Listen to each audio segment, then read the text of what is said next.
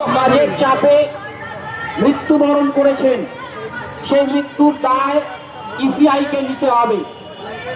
প্রতিটি মৃত বিএলওর পরিবারের সদস্যকে একজনকে চাকরি দিতে হবে, মৃত বিএলওদের আর্থিক ক্ষতিপূরণ দিতে হবে।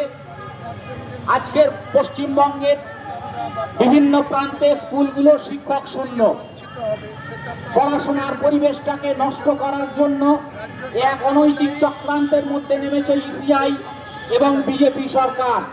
পশ্চিমবঙ্গের শিক্ষার কাঠামোটাকে ভেঙে দেওয়ার জন্য প্রতিটা স্কুল থেকে বিএলওদেরকে তুলে নেওয়া হয়েছে। যে শিক্ষকদের কাজ স্কুলে পঠন পাঠন, সেই স্কুলের শিক্ষকদের তুলে নিয়ে আজও পর্যন্ত তাদের রিলিজ করা হলো না। আমরা শিক্ষক সমাজ আমরা প্রশ্ন করতে চাই, তাহলে ছাত্রদের দোষ কোথায়? আর রাইট টু এডুকেশন অ্যাক্টের আওতায় যেখানে ছাত্রদের সঠিক সময় সঠিক ঘন্টা মেপে সেখানে পড়ানোর কথা বলা হয়েছে, অথচ শিক্ষকরা আজকের শিক্ষাঙ্গন থেকে দূরে, তাদেরকে জোর করে তুলে নেওয়া হয়েছে। একে নেবে শিক্ষার পরিবেশটাকে কলুষিত করার জন্য যে ভিন্ন চক্রান্ত, আমরা তার তীব্র প্রতিবাদ করি।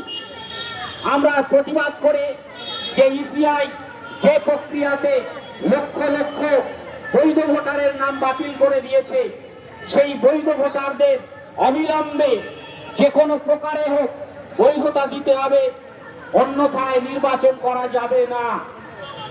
আমরা প্রশ্ন করতে চাই, ভারতবর্ষের মুখ উজ্জ্বলকারী অমর্ত্য সেন, যিনি নোবেল পুরস্কার পেয়ে, তাকেও পর্যন্ত লজিক্যাল ডিসক্রিপেন্সির আওতায় আনা হয়েছে।